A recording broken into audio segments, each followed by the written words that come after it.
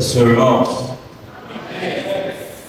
nós, como vocês observaram, nós estamos trabalhando com mensagens temáticas e cada dia, cada ministração, nós temos tempo. E nessa noite nós vamos falar sobre o tema poder que nos move. E vocês têm observado em todas as nossas reuniões, os nossos encontros, durante esse mês, todo tempo, sempre nós damos prioridade à palavra. Sempre uma palavra, sempre há uma orientação de Deus. Porque nós temos que a palavra de Deus que pode, e é a palavra de Deus que muda histórias. Não são fábulas, não são histórias, não são experiências, não são visões. O que muda é a palavra de Deus. Por isso que devemos pregar a palavra. Por isso que quem prega deve pregar da palavra e falar da palavra, não de experiências, mas a palavra de Deus. Porque não é a minha experiência que valida a palavra de Deus, é a palavra de Deus que valida a minha experiência. Há pessoas que dizem, não, isso é verdade, porque eu tive uma experiência. Não, eu tive uma revelação, porque eu tive a revelação, isso então é verdade, não é nada disso. É a palavra de Deus que tem que dar validade a todas as nossas revelações. E nessa noite nós vamos falar sobre o tema poder que nos move. Eu quero convidar você para abrir sua Bíblia. Evangelho de João, capítulo 1, a partir do verso 43. É o texto que dá base para o que nós estamos trabalhando esse ano de céus abertos. É o texto que nos dá base sobre o que nós estamos falando, sobre o que está sendo ministrado nesse tempo, que vai ser ministrado esse ano. Evangelho de João, capítulo 1, verso 43. Amém? Encontraram? No dia seguinte, Jesus decidiu partir para Galiléia. Quando encontrou Filipe, disse-lhe: siga-me. Filipe, como André e Pedro, era da cidade de Betsaída. Filipe encontrou Natanael e lhe disse: achamos aquele sobre quem Moisés escreveu na lei, e a respeito de quem os profetas também escreveram, Jesus de Nazaré, filho de José. Perguntou Natanael: Nazaré? Nazaré? Pode ver alguma coisa boa de lá? Disse Filipe: venha e veja. Venha e veja. Ao ver Natanael se aproximando, disse-lhe Jesus: aí está um verdadeiro israelita, em quem não há falsidade. Perguntou Natanael: de onde me conheces? Jesus respondeu: eu o vi quando você ainda estava debaixo da figueira, antes de Filipe o chamar. Então Natanael declarou: mestre, tu és o Filho de Deus, tu és o Rei de Israel. Jesus disse: você crê, porque eu disse que te vi debaixo da figueira? Você verá coisas maiores do que essas.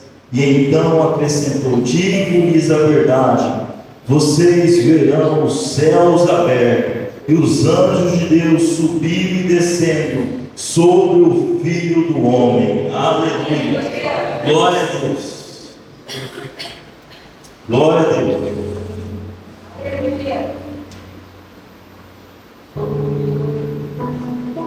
Um projeto estava nascendo. Um projeto estava começando. Na verdade, não era qualquer projeto. Era o maior projeto de todos.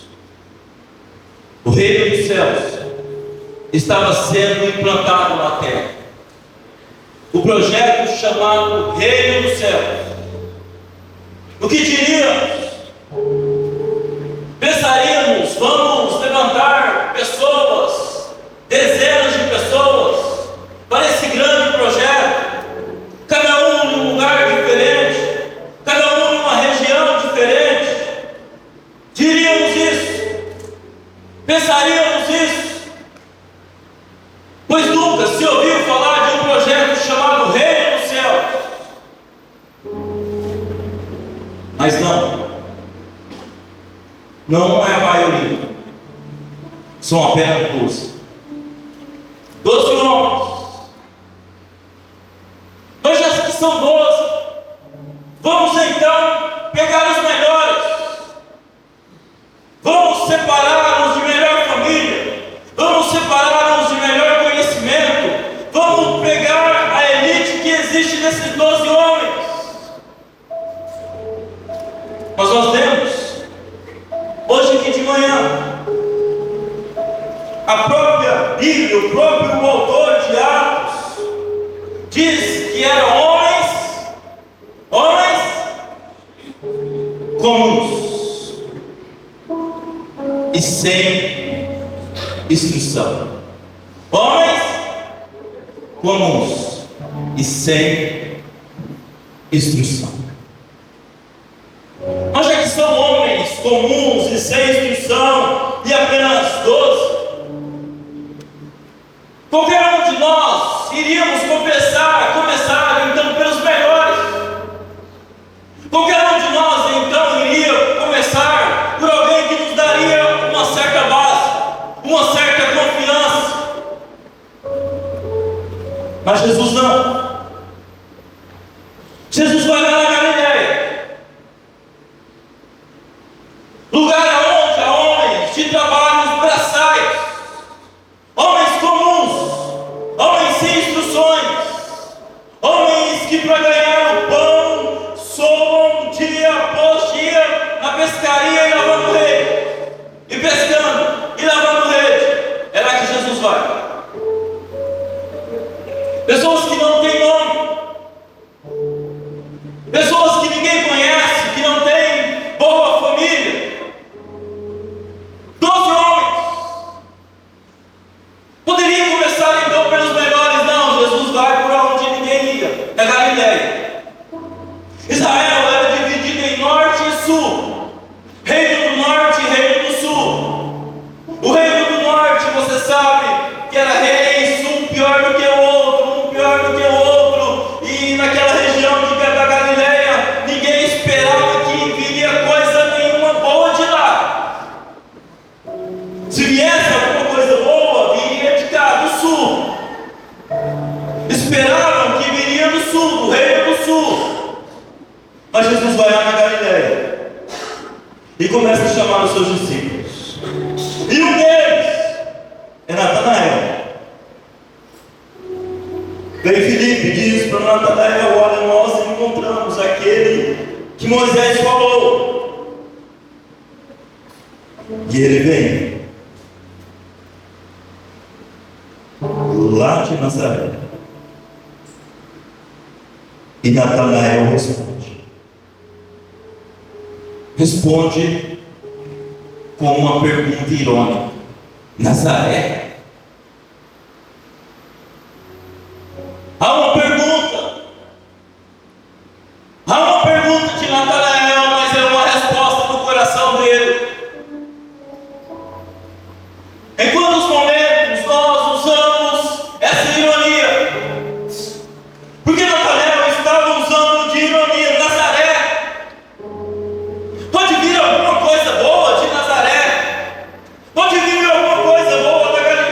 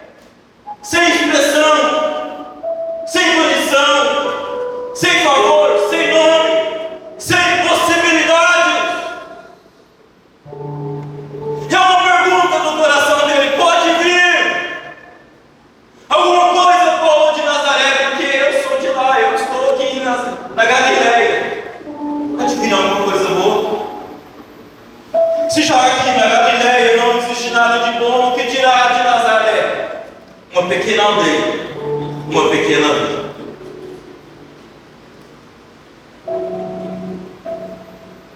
Há coisas dentro do nosso coração,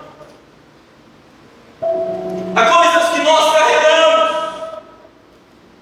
há fardos, pesos, dores, lutas, traumas, medos, angústias, que ninguém conhece. Esse homem carregava isso. Ele carregava um peso dentro de si. Pode vir alguma coisa boa de Nazaré? Dores silenciosas, dor que ninguém vê, choro que ninguém escuta, porque as pessoas olham e dizem: por que você está assim? Por que você é assim? Mas só você sabe o que você carrega dentro do seu peito. Traumas. Quantas pessoas, quantas mulheres que foram abusadas, porque deveria cuidar delas, e agora carrega isso silenciosamente dentro do peito, dizendo: eu não posso falar com ninguém, eu não posso me abrir com ninguém. Separações que marcaram a alma, que marcaram o espírito, traições. E agora você olha e não vê possibilidade de mais nada.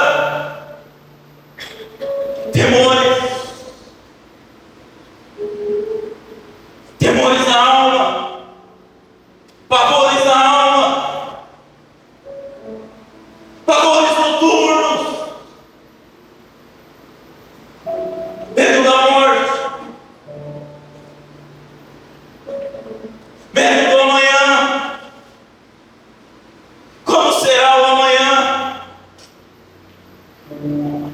A despedida que queria ter feito, o beijo que queria ter dado e agora já não é mais possível.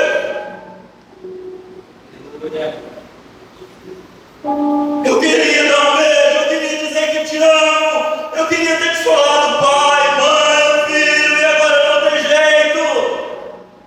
Dor na alma. Ah, Nazaré, pode vir alguma coisa boa de Nazaré. Essa pergunta de Natanael revela o seu coração. E é esse, exatamente esse que Jesus vai ali chamar. Aleluia. Glória a Deus. Aleluia. Ele diz: pode vir alguma coisa boa de lá. Pode sair alguma coisa boa daqui. Eu sou desse lugar, eu sou dessa vilinha,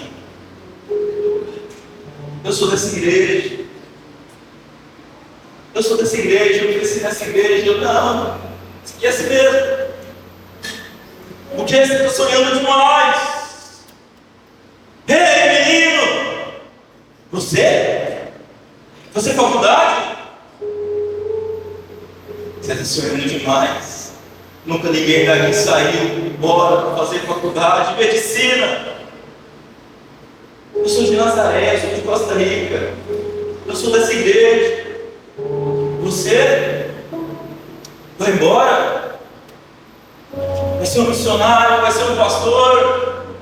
Você vai ter sua empresa, você vai pregar, você vai ser um dirigente. Você, palavras que estão guardadas dentro do coração, você não vai virar nada. A sua mãe, eu conheço a sua mãe, eu conheço a sua história,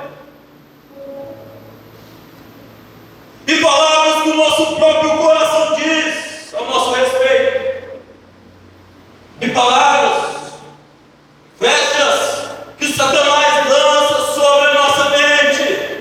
Você? Como Jesus lidar com isso? A pergunta é: como Jesus lidar com essas nossas questões? O Natanael, com essas questões da alma dele, ele deu com ironia, ele disse: Nazaré, pode vir alguma coisa boa de lá? Ele deu com ironia. Mas como Jesus lidar com as nossas questões? Como Jesus lidar com os nossos traumas? Jesus lidar com os nossos traumas e com as nossas questões da mesma forma que fez com Natanael. Veja no verso 47. Ao ver Natanael se aproximando, disse Jesus: aí está um verdadeiro israelita, em quem não há falsidade. Aleluia. Ele falou a respeito de Jesus: olha, isso aí não tem possibilidade nenhuma, lá não existe nada bom. Mas como Jesus lidar com as nossas questões? Ele olha para ele e diz: eis aí um verdadeiro israelita, em quem não há falsidade. Aleluia. Ele vê o que nem mesmo nós vemos em nós. Ele vê em nós possibilidades que nem nós mesmos estamos vendo. Eu não estou falando das pessoas, eu não estou falando de quem está ao nosso redor, eu estou falando de nós. Ele olha e nós estamos muitas vezes com as nossas dores, com os nossos medos, com os nossos temores, com as nossas incredulidades, com as nossas ironias, com a nossa falta de fé. E como Jesus lidar com isso?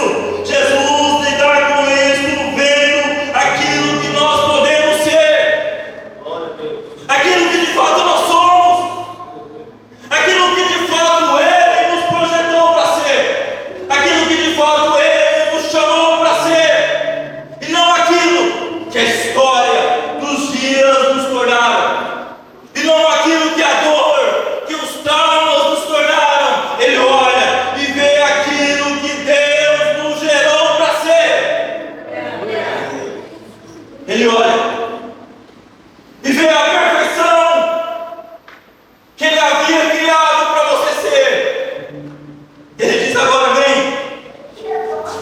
vem Natanael, vem ver.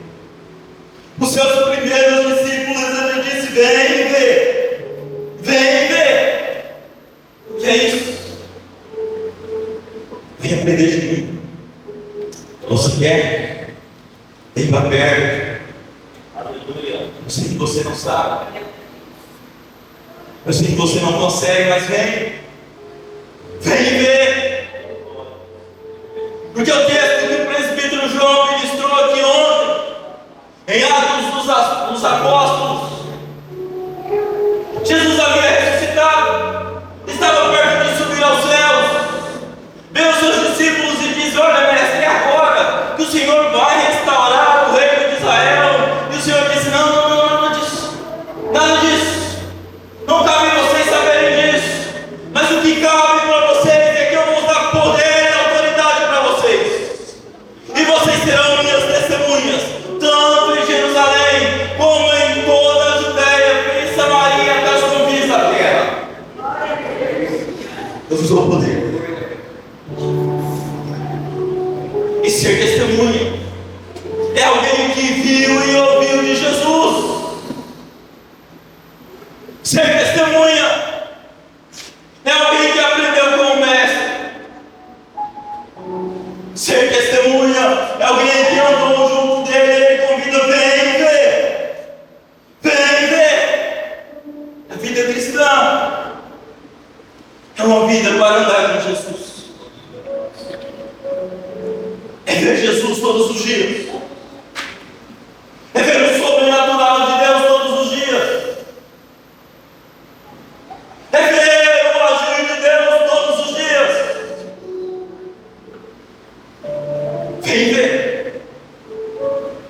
Você tem visto o Senhor onde você está? Você tem visto o agir do Senhor lá na sua casa? Lá na sua empresa?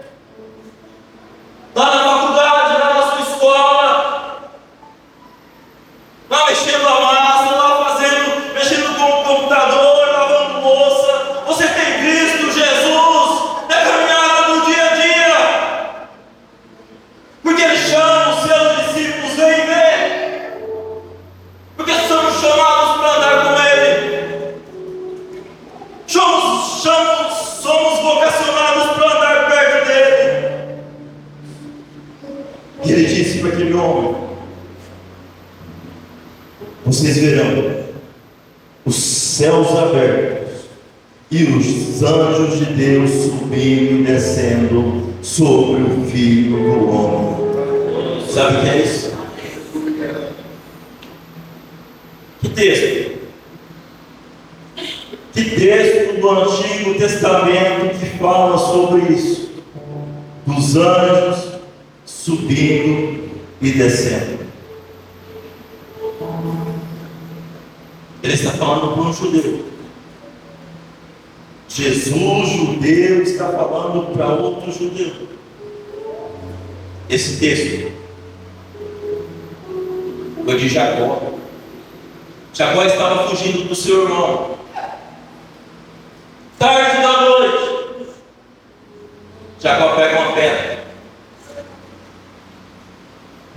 deita e dorme. Tem uma visão. Ele vê os céus abertos, uma escada, anjos subindo e descendo. Ele acorda e diz: presbítero João, Betel, casa de Deus, este lugar. Casa de Deus, esse lugar. Betel. Mas acorda e continua a sua caminhada. Agora Jesus disse: olha, eu vou te falar uma coisa, Natanael. Não vai ser como Jacó, que acordou do sonho. Agora vocês verão os céus abertos todos os dias da vida de vocês. Betel, casa de Deus. Betel, casa de Deus. Ei, Betel, casa de Deus, conte com o sobrenatural de Deus na sua vida. Onde você está? Os céus estão abertos sobre aquele lugar, sobre a sua casa. Os céus estão abertos sobre a sua casa, sobre a sua família, sobre os seus filhos, sobre o seu casamento, sobre a sua empresa, sobre os seus negócios. Betel, casa de Deus, casa de Deus. Jacó teve um sonho, e aquele sonho durou pouco tempo, mas sobre esses agora os céus estão abertos. A possibilidade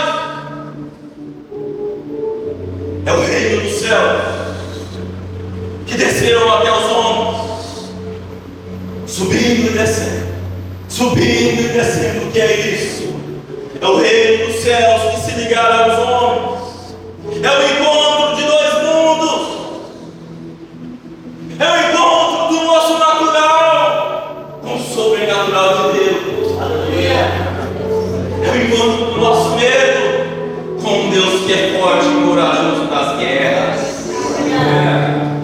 Eu tenho medo, eu tenho temores, eu tenho angústia.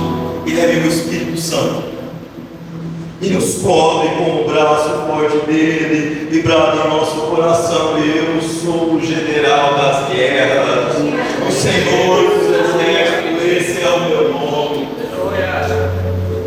Dos temores, dos medos, das nossas impossibilidades, vem o Espírito Santo e brada: eu sou contigo, eu te fortaleço, eu te ajudo. Quando pecamos, quando caímos, quando nós agimos com essa ironia, com com a resposta do Senhor. A resposta do Senhor: eu te levanto e te fortaleço o caminho.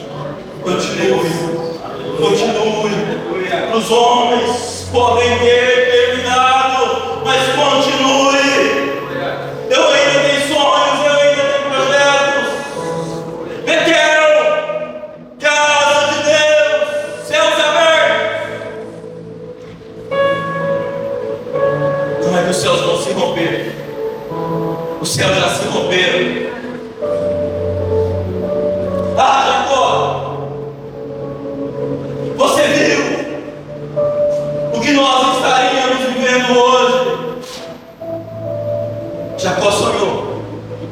Jacó viu a visão do que a igreja de Cristo está vivendo hoje. Os céus abertos, anjos à disposição dos filhos de Deus. E muito melhor do que os anjos, o Espírito Santo morando em nós todos os dias da nossa vida.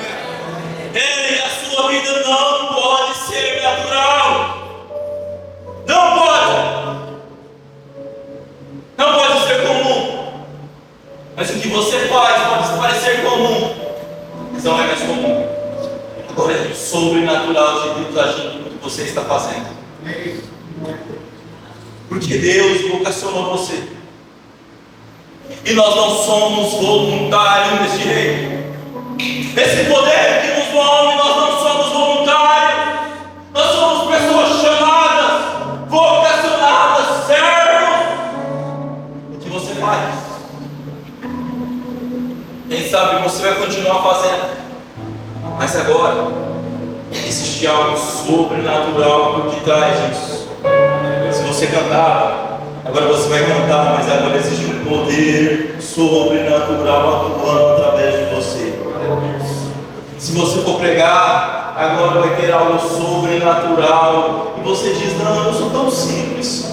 Tem um poder tão sobrenatural que vem por uma pessoa impetrada, uma pessoa que não sabe escrever o nome, mas vem e prega. E tem ali um doutor sentado ouvindo aquela palavra, a palavra dessa pessoa que não sabe escrever o nome, mas está pregando a palavra de Deus, entra no coração desse doutor, e a vida desse doutor é transformada. Por quê? Porque agora a palavra, o sobrenatural de Deus está sobre ele. E a oração que você fizer não vai ser mais comum. Não é mais uma oração comum. Não é mais uma palavra comum. Não é qualquer palavra. Agora é uma palavra de um filho de Deus. Aleluia. O texto que eu li hoje aqui de manhã diz que as orações dos santos foram recolhidas em taças de ouro e derramadas diante do altar de Deus. Não é comum as suas palavras. A dor da sua alma, do seu peito, que se transforma em lágrima. Não é qualquer lágrima que cai sobre a terra, que cai sobre o seu tecido que você está vestindo. É recolhido e elevado até diante de Deus. E Deus ouve. Deus ouve. E Deus responde. Fique de pé comigo no nome de Jesus.